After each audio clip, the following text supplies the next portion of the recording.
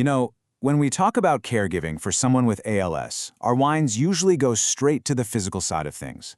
But there's this other job, this invisible, full-time job running right alongside it, the administration. So in this explainer, we are diving into a survival guide for that unseen administrative battle. I want to start with this, because if this hits home for you, you really need to hear it. That feeling of always being behind, that's not a personal failure. It's a system failure. And look, since you can't just change the entire healthcare system tomorrow, the only way forward is to build a better system for yourself. So, Section 1, the invisible full-time job. Where do we even begin to build that system? Well, first things first, you have to define the problem. We need to actually name this invisible job and get our arms around the true scale of what you're carrying. I mean, just look at this. This isn't just a to-do list. This is a list of entire professions. You're basically being asked to be an insurance broker, a medical coordinator, a head of HR, a CFO, a legal assistant, and a logistics manager, all at the same time. It's a lot. And this right here, this is probably the most important mindset shift you can make. This stuff isn't a side task you try to cram in between appointments.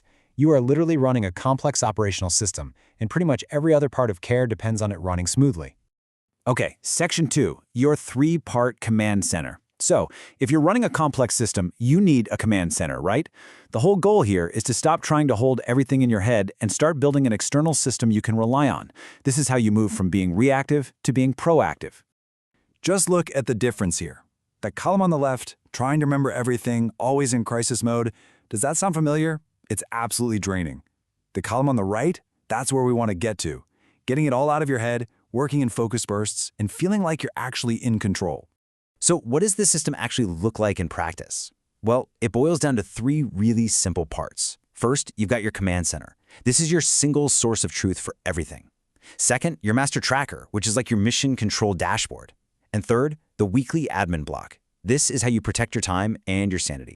This master tracker, this is the absolute heart of your whole system. It's your dashboard. In just one simple place, you can see every single thing that's in motion, who's responsible for it, where it stands, and this is the most important part, the exact date you need to follow up.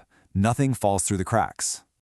And here's the part that's going to be a total game changer for your stress levels, the admin block.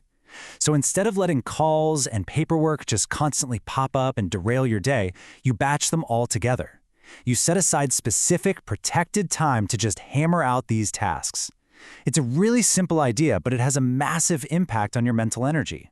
Section 3, conquering calls and paperwork. All right, so we have the big picture framework. Now let's apply it to one of the most frustrating, soul-crushing parts of this whole job, the endless phone calls and paperwork. The million-dollar question, isn't it? How do you actually get what you need without wanting to throw your phone against a wall? Well, the answer isn't about being more aggressive. It's about having a much smarter process. The secret is turning it into a predictable routine. You treat every single call like a three-step process. Before you even dial, you know exactly what you're asking for. During the call, you write down every important detail. And the second you hang up, you log it in your master tracker. This turns a dreaded, chaotic task into a simple, predictable workflow.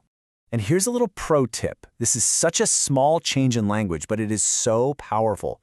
Asking, "What's the status?" That's a passive question. It lets them off the hook. But when you ask, "What is missing for this to be approved?" that is an active question. It forces them to give you an actionable next step, and it puts you back in the driver's seat. All right, Section 4, the human side of systems. Because look, you can have the most perfect system in the world, but it's completely useless if you're the only one running it. The goal is to get things done, not for you to do everything. So let's talk about getting help. Your support network is probably a lot bigger than you think it is. I mean, sure, there's family and friends. But think outside the box a little. Are there retired professionals in your community with admin skills?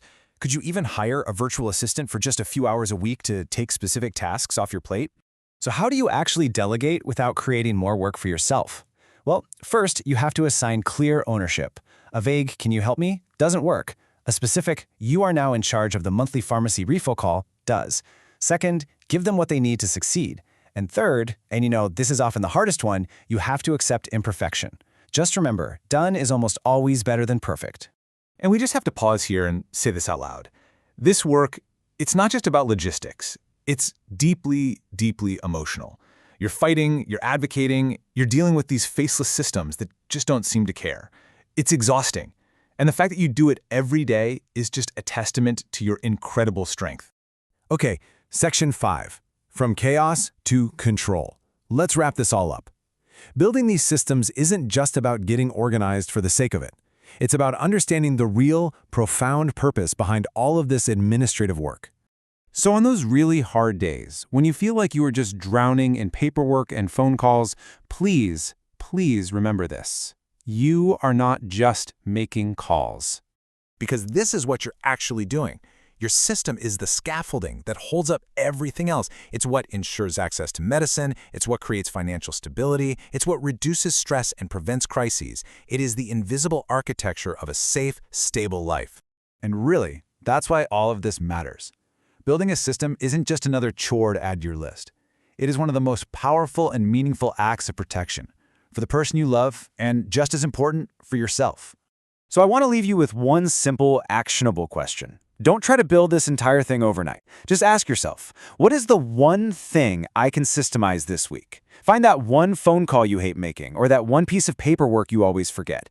Get it out of your head and get it down on paper. That's it. That's where control begins.